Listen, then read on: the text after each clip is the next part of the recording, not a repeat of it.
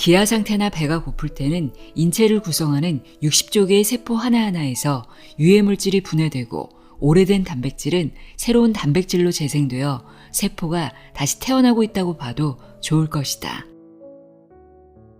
다시 말해 60조 개의 세포로 구성된 우리 몸도 젊어진다는 뜻이다.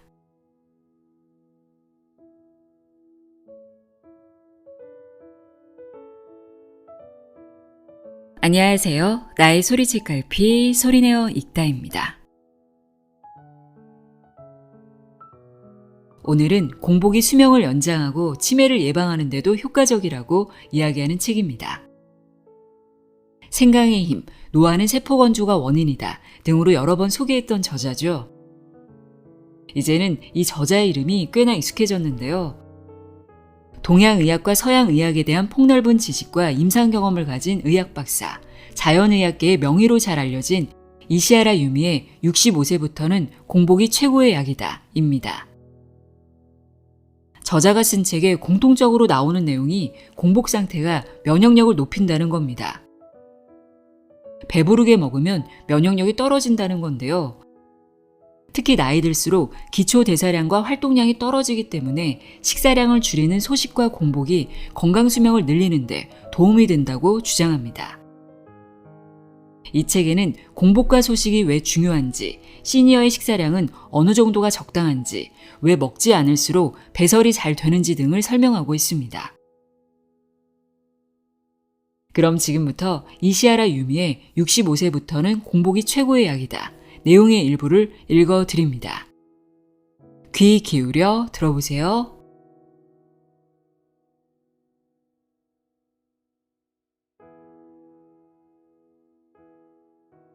서문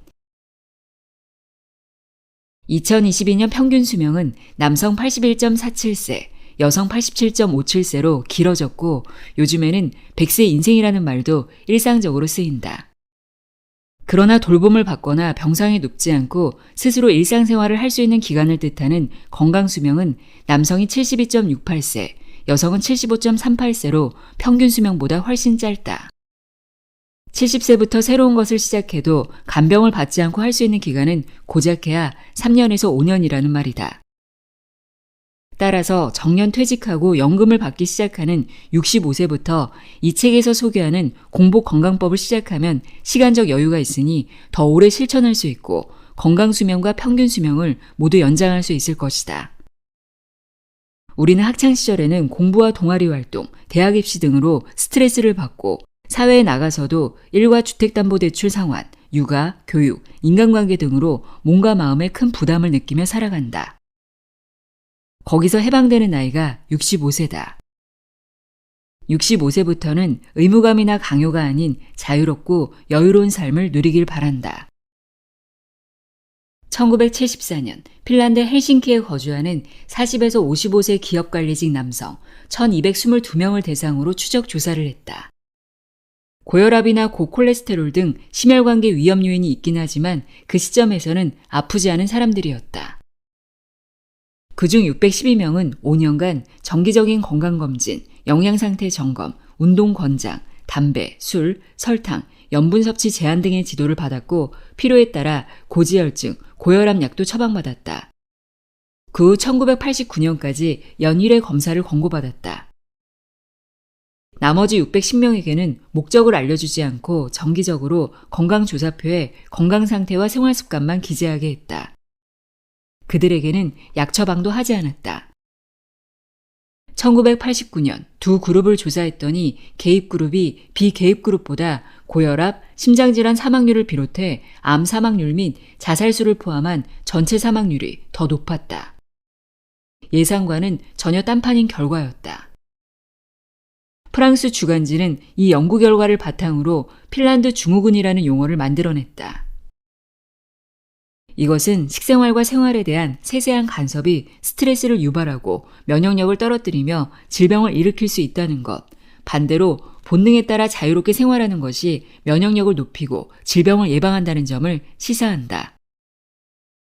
하루 3끼를 먹지 않으면 건강에 해롭다. 아침은 꼭 먹어야 한다는 의학적 지침을 지키기 위해 밥맛이 없고 먹고 싶지 않은데도 억지로 아침을 먹는 사람도 있다.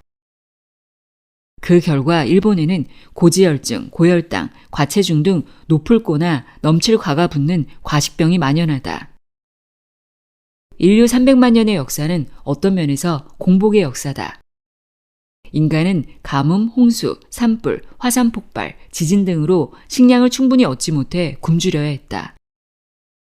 그 증거로 우리 몸에는 공복으로 혈당이 떨어지면 손발의 떨림, 두근거림, 초조함, 실신 등의 저혈당 증상을 막아주는 아드레날린, 노르아드레날린, 글루카곤, 티록신, 성장 호르몬 등 10종 이상의 혈당을 올리는 호르몬이 존재한다. 반대로 과식해서 생기는 고혈당증을 예방하는 호르몬은 인슐린 하나뿐이다. 이러한 호르몬의 균형으로 미루어 볼 때 인간이 오랜 시간 공복의 시대를 살아왔음을 알 수 있다. 즉, 인간의 몸은 공복일 때 건강을 유지하도록 설계되어 있다. 현대 문명인들이 고지혈증, 지방간, 당뇨병, 통풍, 고혈압, 심근경색, 뇌경색, 암과 같은 생활습관병에 시달리는 것은 과식했을 때 우리 몸이 어떻게 대처해야 할지 모르기 때문이라고 해도 무방하다. 이 책에도 나오지만 자기만의 건강법, 즉 질병을 예방하고 개선하는 방법은 본능에 귀를 기울이고 따라야 한다. 나는 아침에는 당근 사과 주스 2잔, 점심에는 생강홍차 1잔에서 2잔, 저녁에는 해산물을 안주로 맥주와 일본 소주를 마시고 밥, 된장국, 나토, 두부, 새우나 오징어 튀김 등을 먹는다. 고형식은 하루에 한 번만 먹는 셈이다. 저녁 식사 전에 조깅이나 근력 운동을 하기 때문에 배가 고픈 나머지 저녁밥을 많이 먹는 경우가 꽤 있다. 그러면 만족감과 포만감은 들지만 나른함과 졸림이 함께 찾아온다. 의사로서 부끄럽지만 과식에 효과가 있는 약은 없다는 말뜻을 몸소 깨닫는 순간이다. 배의 80%만 먹으면 병에 걸리지 않고 배의 120%를 먹으면 의사가 아무리 많아도 부족하다는 격언이 있다. 또 이집트 피라미드의 비문에는 다음과 같은 문장이 새겨져 있다고 한다. 인간은 먹는 것의 4분의 1로 살아간다. 나머지 4분의 3은 의사가 먹는다. 사람들이 너무 많이 먹어서 병이 나기 때문에 의사가 먹고 살 수 있다고 비꼰 명문이다. 65세부터는 공복 건강법을 시도해보고 본능이 편안하고 좋은 상태라고 느낀다면 꾸준히 실천하는 것이 어떨까? 공복 시간은 왜 중요한가? 대사증후군은 영어로 메타볼릭 신드롬이라고 하며 내장지방 증후군으로 불리기도 한다. 후생 노동성이 발표한 2019년 국민건강영양조사에 따르면 40에서 74세 남성 2명 중 1명, 여성 6명 중 1명이 대사증후군이거나 예비대사증후군에 해당한다. 이들은 앞으로 심장마비와 뇌졸중을 비롯한 각종 생활습관병이 발병할 소지가 커서 의료비 급등의 주요 요인이 될 것이라며 국가가 팔을 걷어붙이고 나선 상태다. 대사증후군은 생각할 필요도 없이 너무 많이 먹어서 생기는 과식병이라 할 수 있다. 소식이 수명을 연장한다. 1935년 미국 코넬 대학 맥케이 박사는 적은 영양이 동물의 수명을 연장하고 종양 발생을 억제한다고 발표했다. 그 후 1940년대부터 서양의 영양학계와 의학 분야에서는 30에서 40% 열량 섭취를 제한한 동물의 수명이 원하는 만큼 먹는 동물보다 월등히 길며 암 등 고령 관련 질병의 발병과 생체 기능 저하가 느리게 진행된다는 연구 결과가 잇따라 나왔다. 미국 볼티모어에 있는 국립노화연구소는 회충에서 원숭이에 이르기까지 30만 마리가 넘는 동물 실험을 통해 섭취 열량을 억제하면 장수할 수 있다는 결론을 내렸다. 구체적으로 섭취 열량을 60%로 줄이면 수명이 50% 증가한다는 사실을 알아냈다. 국립노화연구소의 파크 메슨 박사는 쥐를 3그룹으로 나누어 다음과 같은 실험을 했다. A그룹, 원하는 만큼 먹인다. B그룹, 섭취 열량을 60%로 줄인다. C그룹, 하루는 원하는 만큼 먹이고 다음 날은 굶긴다. 실험 결과 B그룹은 A그룹보다 수명이 50% 늘었다. 하지만 가장 건강하게 오래 산 그룹은 C그룹이었다. C그룹의 쥐는 노화로 인한 뇌 손상도 적었고 알츠하이머나 파킨슨병에 걸리지도 않았다. 메슨 박사는 단식이 몸을 구성하는 세포의 산화와 손상을 억제한다고 결론지었다. 또한 이 연구소의 노널드 잉그램 박사는 나이든 쥐의 뇌 속 도파민 수용체 양을 측정한 다음 섭취 열량을 40%로 줄였다. 그러자 나이가 들면서 점점 감소해야 하는 도파민 수용체의 양이 반대로 증가했고 학습 기억력도 높아졌다. 그뿐 아니라 소식한 쥐는 일반적인 쥐보다 수명이 40% 연장되었다는 결과가 나왔다.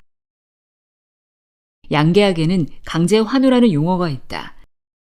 닭은 알에서 부화해 10에서 12개월이 지나면 알을 낳기 시작하고 12에서 18개월 후에는 노화하여 산란 능력이 떨어진다.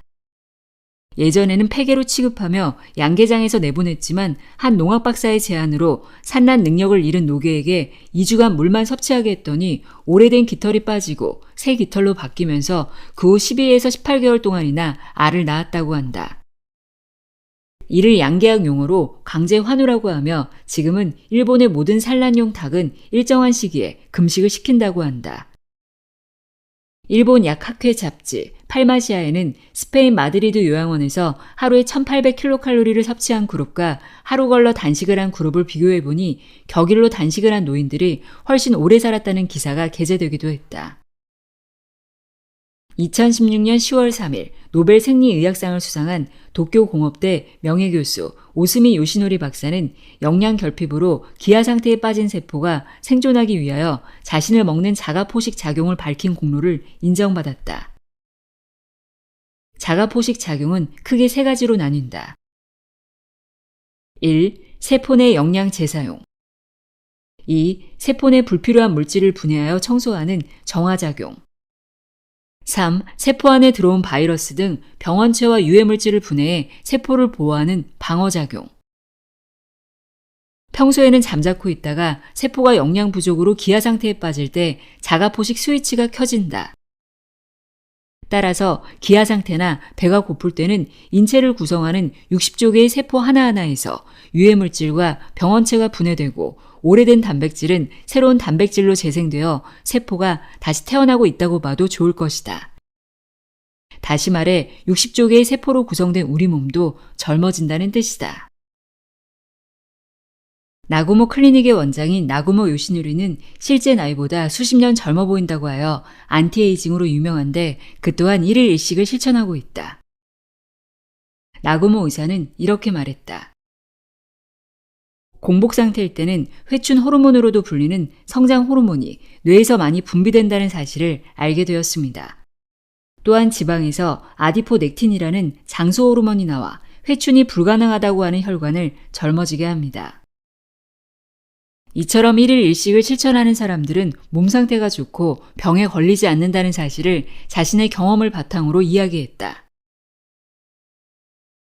또 직장인들에게 인기가 많은 석간지 일간 겐다이에 따르면 버락 오바마 대통령은 아침과 점심을 거르고 저녁 식사도 연어와 밥, 브로콜리 정도의 가벼운 식사를 즐겼다.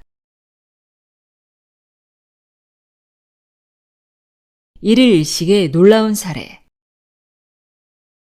이 책의 집필이 끝나갈 무렵 MHC가 내가 운영하는 단식시설에 찾아왔다.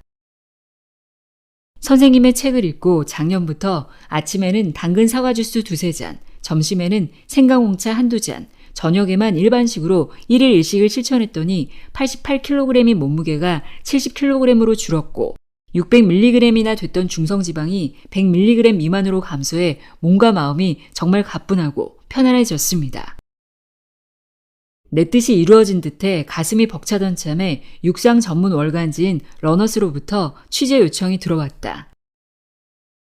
요미우리 신문 기자인 곤도 유지는 내 책 초인류는 낭비하지 않는다를 읽은 뒤 일일 일식을 실천하고 있다. 그는 50세의 풀 마라톤에 출전해 2시간 44분 16초라는 자신의 최고 기록을 세웠다. 그리고 2022년에는 160km에 달하는 울트라 마라톤을 완주했는데 어떻게 일일 일식만 먹고 그렇게 달릴 수 있는지에 대한 취재였다. 이 글에서 설명한 것처럼 소식의 효능을 강조하는 것은 두말하면 잔소리다. 이처럼 일일 일식만 먹고 건강하게 활동하는 사람들이 있지만 그동안 일일 삼식을 먹던 사람이 갑자기 일일 일식만 먹는 것은 위험한 면도 있으므로 권하지 않는다. 먼저 1일 20부터 시도해보고 몸 상태가 좋아져서 자신감이 생기면 그때 1일 2에서 1씩, 1일 1식으로 단계적으로 실행하는 것이 바람직하다.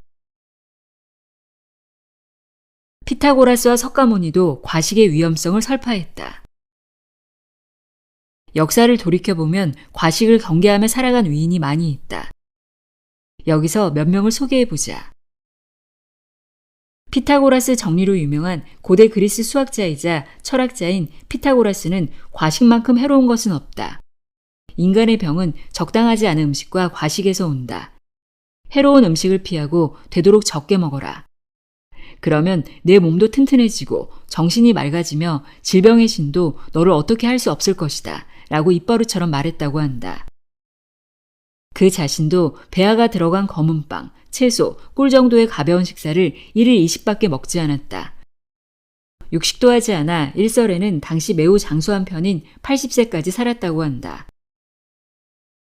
철학자 소크라테스도 대단한 소식가였다.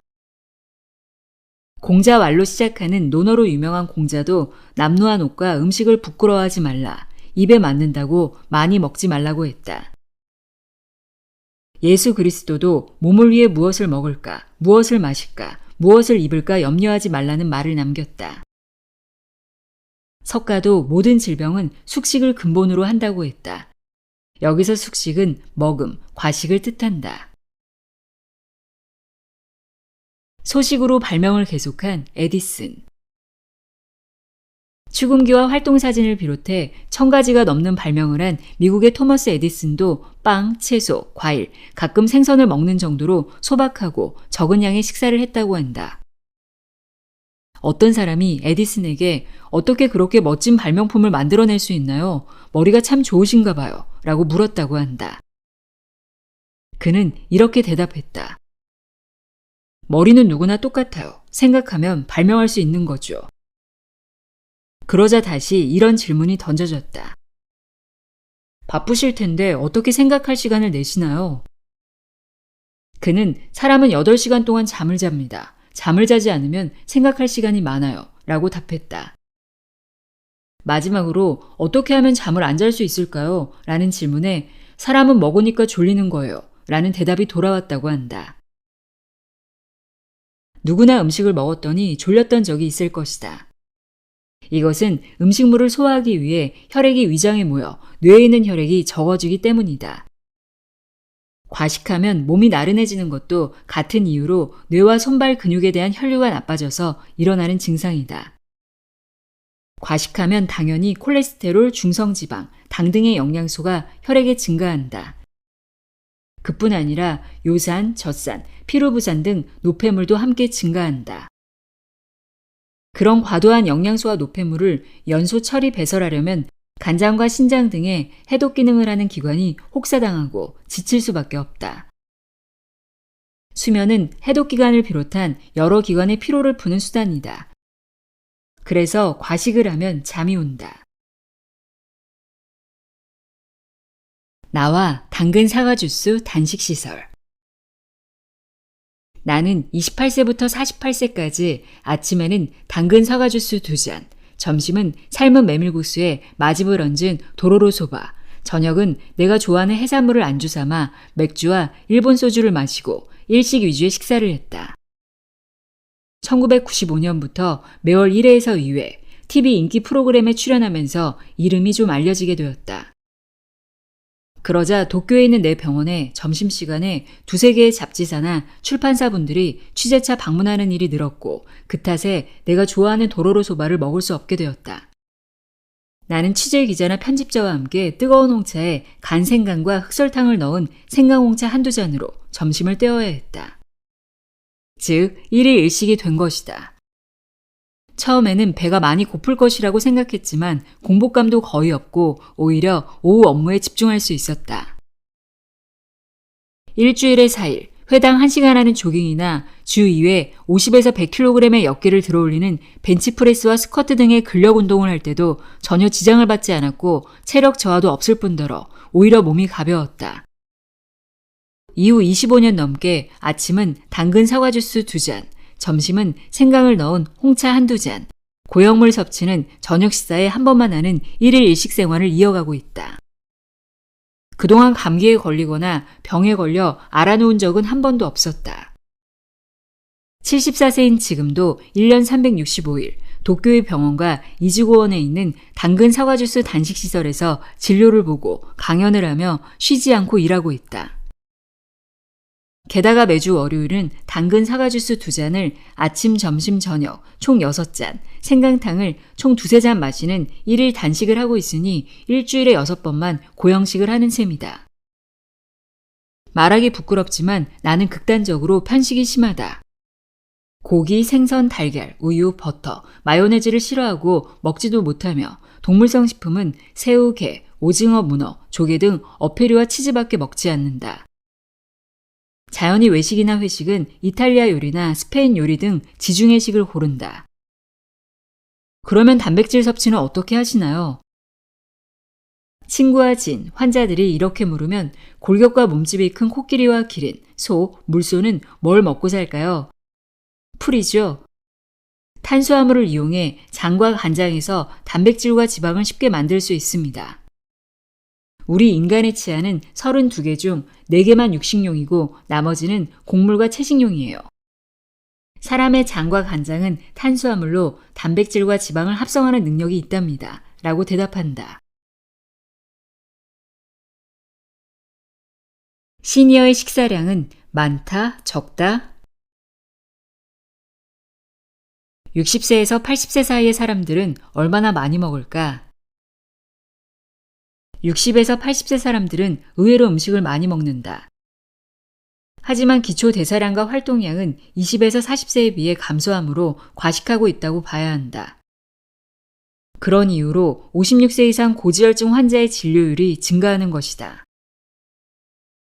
음식물의 형태로 체내에 들어온 에너지는 기초대사, 활동대사, 식사 유발성 열대사로 소비된다. 기초대사는 휴식기 대사라고도 하는데 호흡과 혈액순환 등 살아가는 데 필요한 최소한의 에너지를 말한다. 즉 눈을 뜨고 누워서 아무것도 하지 않은 상태에서도 필요한 에너지다. 성별과 나이에 따라 다르지만 근육량이 많을수록 기초대사량이 높아진다. 근육량이 많은 남성은 여성보다 기초대사가 높은 경향을 보인다. 그래서 나이가 들수록 기초대사량이 감소한다. 여성이 남성보다 쉽게 살이 찌고 남녀 모두 나이가 들면 예전과 똑같이 먹고 똑같이 운동해도 살이 찌는 것은 이 때문이다. 활동대사는 일상생활에서 일이나 운동 등의 활동에 사용되는 에너지를 말한다. 식사 유발성 열대사는 식이 유발성 체열 생산이라고도 한다. 음식물이 입으로 들어가 씹기 시작하면 혀의 미각세포와 코의 후각세포가 자극을 받아 교감신경이 흥분되고 부신수질에서 아드레날린을 분비하여 심박수가 증가함으로써 대사가 활발해지고 체온이 올라간다. 이것이 여러분이 무언가를 먹고 나서 몇 분 뒤에 몸이 따뜻해지는 이유이며 여러분이 먹은 것이 즉시 에너지로 변하는 것은 아니다. 식사와 운동량의 관계. 지난 70년간 하루 에너지 섭취량은 오히려 감소 추세에 있다. 반면 운동으로 소비되는 칼로리는 우리가 생각하는 것보다 적다. 자, 체중 1kg을 줄이려면 몇 킬로칼로리를 태워야 할까? 신체의 지방 조직은 순수한 지방 80%와 수분 및 기타 성분 20%로 구성된다.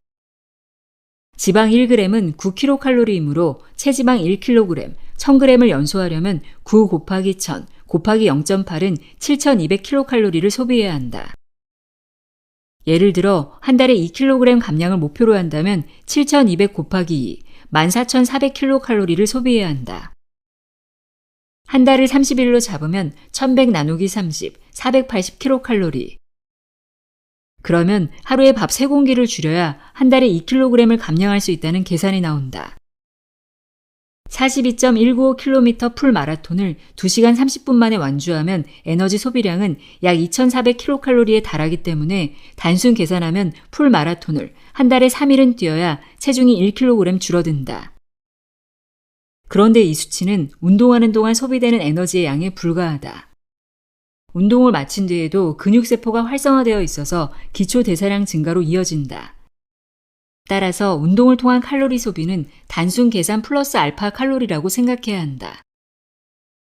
아무튼 나이가 들수록 기초 대사량이 감소하고 살이 찌는 것을 막고 건강에 좋은 적정 체중을 유지하려면 운동량을 늘리기보다는 식사량을 줄이는 것이 더 중요하다는 사실을 알 수 있다. 먹지 않으면 배설이 더 잘 된다. 소식이 수명을 연장하고 고지혈증, 고혈당, 과체중 등 고 또는 과가 붙는 과식병, 그로 인해 생기는 동맥경화, 고혈압, 암 등 생활습관병을 예방하고 개선하는 데 도움이 된다고 설명했다. 1일 3식을 먹고 싶은 사람은 꼭꼭 잘 씹어서 위장의 80% 이하, 가능하면 70% 정도만 먹는 것이 좋다. 세 끼를 다 먹으면서도 소식을 하려면 다음과 같은 사항에 유의해야 한다. 1. 적정 체중을 유지할 것. 2. 고지혈증, 고혈당, 통풍, 그로 인해 생기는 고혈압과 같은 과식병이 없을 것. 3. 몇 끼 식후 나른함이나 졸음을 느끼지 않을 것. 과식하면 위장을 움직이고 소화 흡수를 하기 위해 위장에 혈액이 많이 모이고 그만큼 뇌로 가는 혈류가 부족해지며 손발로 혈액순환이 잘 되지 않는다. 적정한 식사량은 식후에 나른함이나 졸음을 느끼지 않은 양임을 기억해 두자. 아침부터 식욕이 없거나 있어도 고지혈증, 고혈당, 과체중 등의 과식병으로 고생하는 사람들은 아침밥을 과감히 거르는 것이 좋다. 아침에 일어나면 입냄새가 나고 눈곱이 끼어 있거나 코막힘이 있고 소변 색깔이 진하다. 다시 말해 혈액의 노폐물을 배설하는 시간이다. 하루 또는 며칠 동안 단식을 하면 이런 배설 현상 외에도 설태, 발진, 복통 없는 설사 등의 증상을 보이기도 한다. 인체에는 흡수는 배설을 방해한다. 먹는 것은 대소변을 방해한다는 생리학적 원칙이 있으며 그 반대도 성립한다. 즉 먹지 않으면 배설이 잘 된다. 단식하다는 영어로 패스트이고 아침 식사는 영어로 블랙퍼스트를 뜻한다. 야간 취침 중에는 누구나 먹지 않는다. 곧 금식 중이므로 아침에 배설 현상이 활발한 것이다. 한의학에서는 모든 병은 혈액의 때에서 생긴다고 했는데 배설은 체내 혈액 속 노폐물을 몸 밖으로 내보내 혈액을 정화하는 현상이다. 그러므로 아침부터 식욕이 없거나 고가 붙은 지병이 있는 사람은 과감히 아침 식사를 거르는 것이 좋다. 아침을 걸러도 인체를 구성하는 60조 개의 세포의 유일한 활동원인 당분을 보충하면 전혀 배고픔을 느끼지 않고 오전의 활동에 아무 지장이 없다. 오히려 소화 흡수를 위해 위장에 혈액을 모을 필요가 없어서 뇌와 손발로 충분히 혈액이 돌아가므로 두뇌 회전이 잘 되고 몸을 움직이기도 가볍다. 나는 지난 50년간 아침을 거르는 생활을 했지만 자리에 누워서 지낼 만큼 아픈 적도 없고 지난 30년간 건강보험을 한 번도 이용하지 않았다. 이렇게 건강한 몸을 유지하는 나 자신이 가장 믿을 만한 증거다.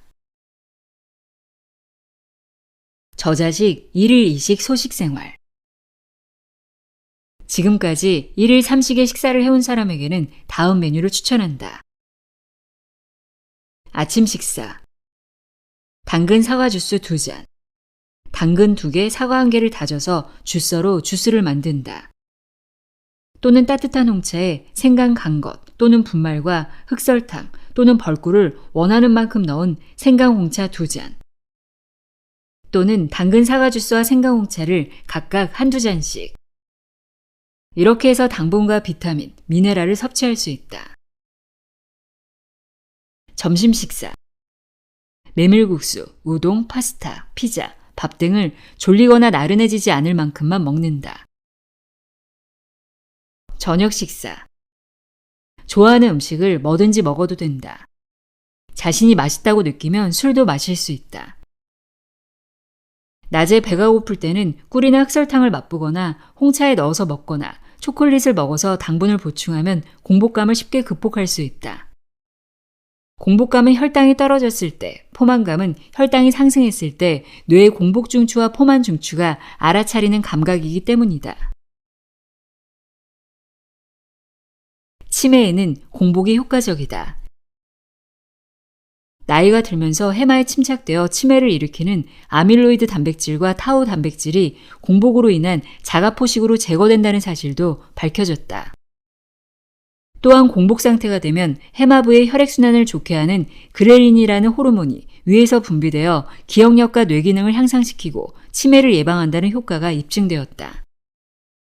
아울러 미국 매사추세츠 공대 레오나르도 갈렌테 교수가 2000년 발견한 생물이 기아 상태가 되면 활성화돼 몸의 세포 노화를 막고 수명을 연장하게 하는 사르투인, 장수 유전자도 치매 예방 효과가 있는 것으로 나타났다. 하버드대 데이비드 싱클레어 교수는 레드와인과 포도 껍질에서 발견되는 적자색 색소 레스베라트롤에 의해 사르투인 유전자가 활성화되며 치매 예방 효과가 있다는 사실을 입증했다. 따라서 내가 권장하는 아침에는 당근 사과 주스나 생강홍차, 점심에는 메밀국수, 우동, 파스타, 피자, 밥 등을 졸리지 않을 만큼만, 저녁에는 아무거나 먹어도 되며 나이가 들면서 건강식 중심이 바람직하다는 소식 생활이 치매 예방에 적합하다는 것을 알 수 있다. 레스베라트롤을 풍부하게 함유한 식품에는 포도, 땅콩 껍데기, 레드와인 등이 있다. 건강이라는 강박관념에 휘둘리지 않는다. 건강해질 수만 있다면 죽어도 좋다는 말이 있다. 나는 친구나 지인, 환자로부터 이 건강식품은 몸에 좋은가요? 이 건강기구가 정말 효과가 있을까요? 라는 질문을 종종 받는다. 그때 나는 직접 먹어보고, 직접 사용해보고 본능적으로 몸 상태가 좋아졌다고 느껴지면 계속하면 되지요. 라고 대답한다. 본능적으로 몸 상태가 좋다고 느끼는 것은 다음과 같다. 1. 식욕이 나고 식사가 맛있다. 2. 대소변 배설이 원활하다. 3. 잠을 푹 잔다. 4. 몸이 가볍고 어떤 것을 하고 싶다는 의욕이 생긴다. 5. 몸이 따뜻하다.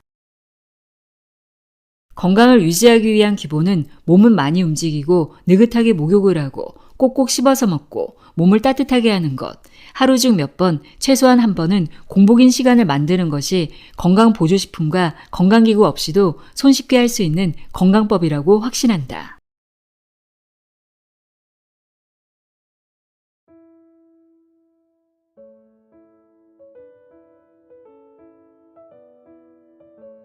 공복이 수명을 연장한다고 이야기하는 65세부터는 공복이 최고의 약이다 읽어드렸습니다.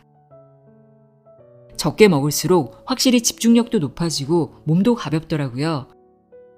요즘 면역력이 떨어졌다고 느낀다면 공복 시간을 조금 늘려보는 것도 좋을 것 같습니다. 오늘도 함께 해주셔서 고맙습니다.